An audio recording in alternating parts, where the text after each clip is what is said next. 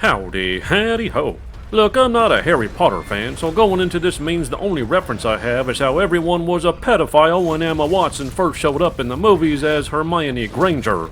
That's the extent of my Harry Potter knowledge, but here I am about to find out if Hogwarts Legacy lets me have a digital relationship with adult Hermione.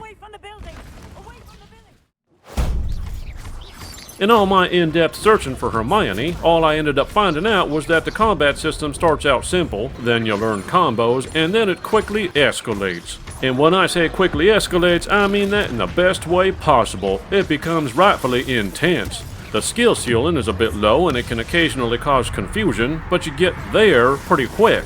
In short, I felt like a magical badass in this simple yet effective system by mid-game. And to keep things interesting, they provide both stealth missions, and just in general as an option, as well as proper puzzles. The dungeon puzzles were, much like the combat, not all too difficult, but just the right amount of necessary thinking.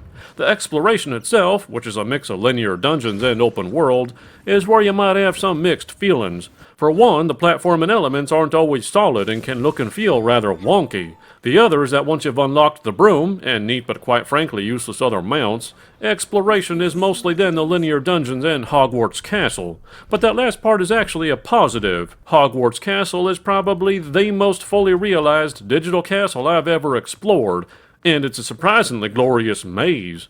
Are there any problems then? Yes. The gear management is abysmal and requires mindless open-world puzzles to expand, needlessly limited, carrying capacity.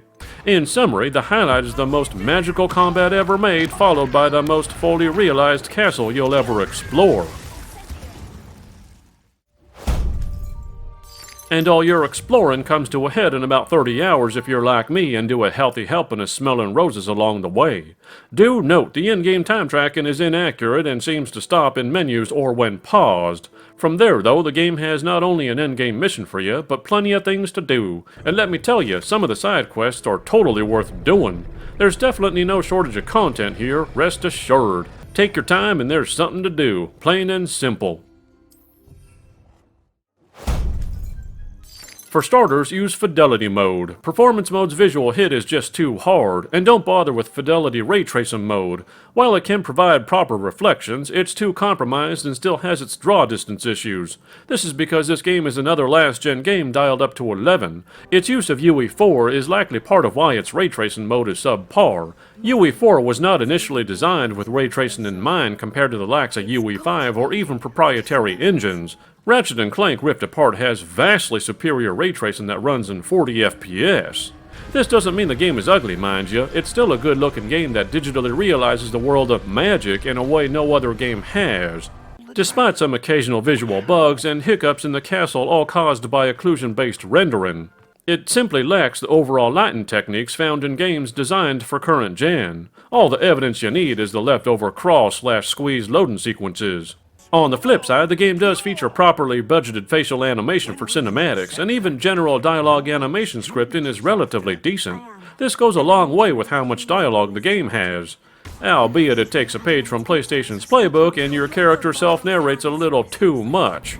This segues into the story, and while I never spoil it, it's an easily tracked narrative that is delivered with just the right amount of adult-themed punch that reminds you that sometimes bad comes from good intentions. No, I didn't find Hermione Granger. What I did find was a game that has surprisingly good combat designed to be accessible yet intense, a very delightful and hard-to-achieve combo, and it's wrapped up in a game that is easily the most fully realized digital representation of magic to ever be made. Add to that its lengthy adventure and high-quality animation, and I can only imagine how Harry Potter fans must feel when they play this. It's held back a bit by flaws like its wonky platforming and cumbersome gear system, and it perhaps tries to build too much on top of its last-gen foundations, but this was nonetheless an absolutely magical adventure. I give Hogwarts Legacy an 8.5 out of 10. See you next time on the Gaming 5.